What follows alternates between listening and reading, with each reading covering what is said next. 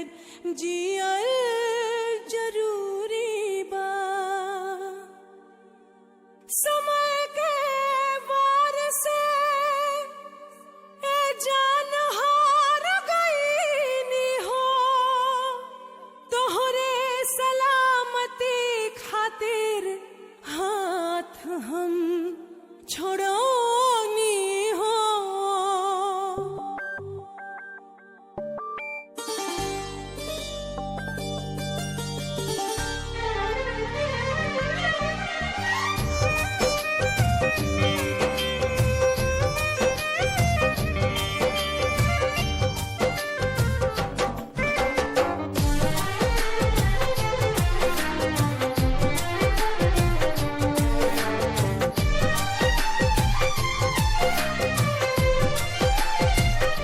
कैसे दुख साहब जाने तो हंसे दूर गईला के, कैसे दुख साहब जाने तो हंसे दूर गईला के।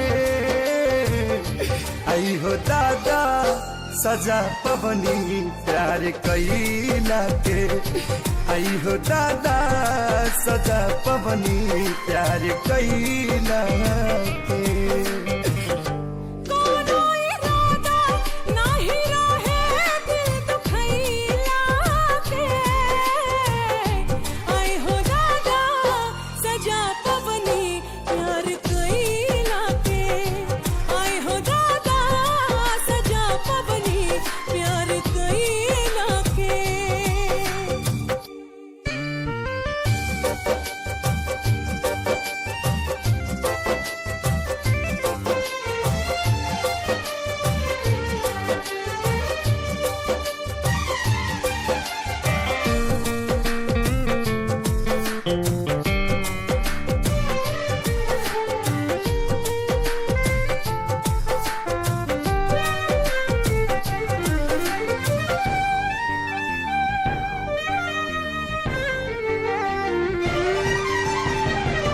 पहिले जे पाता रहित पड़ी तारा रहो, कबहू न कैले रहती प्यार।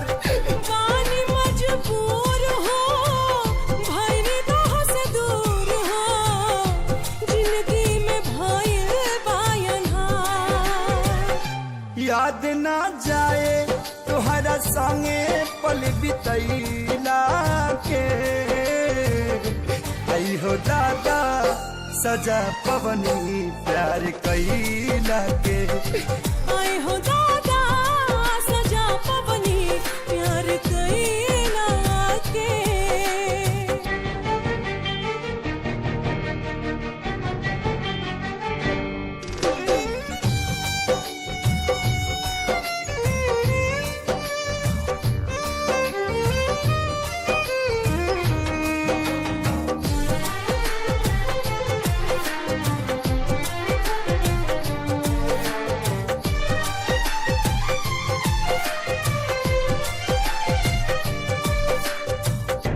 कौन कसूर भई